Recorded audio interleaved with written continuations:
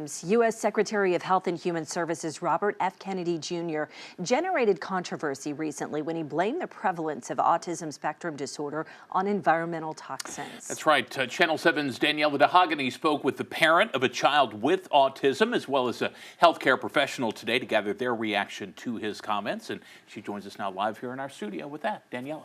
Well, that's right, guys. In April, Kennedy referred to autism as a preventable disease and claimed environmental factors rather than genetic predispositions are the primary cause. He also announced plans for a federal study to examine these environmental links, despite a lack of credible scientific evidence supporting that claim. Because this epidemic denial has become a feature in the mainstream media, and it's based on an industry canard. And obviously, there are people who don't want us to look at environmental exposures. RFK Jr., recently vocal about rising autism rates, has once again drawn attention, this time for attributing the trend to vaccines. He's pledged to provide clearer answers based on research by the fall. Involve hundreds of scientists from around the world. By September, we will know what has caused the autism epidemic, and we'll be able to eliminate those exposures. A recent report from the CDC found 1 in 31 children under the age of 8 were identified as being on the autism spectrum in 2022, up from 1 in 36 in 2020.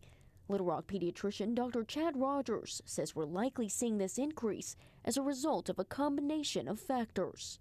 You know, a lot of times when people think about autism, they think of someone who's severely impaired, because there's actually a lot of people out there with autism who are just, living their everyday lives that you're unaware that they have the diagnosis of autism. Dr. Rogers says families raising children with autism navigate a journey that's often complicated by limited resources. Representative Denise Annette, whose child has autism, says it's like piecing together a puzzle without the picture on the box. A nonstop cycle of research, calling clinics and asking questions, all to give her child a fair shot. To all my parents that have children with disabilities, the greatest joy is seeing your child overcome those challenges that society has set for them. Well, health officials still urge the public to consult trusted resources and to be cautious of misinformation. On your side, I'm Daniela DeHogany. Okay, Daniela, thanks. And for more information on autism support groups and outreach centers, just look for this story on our website, KATV.com.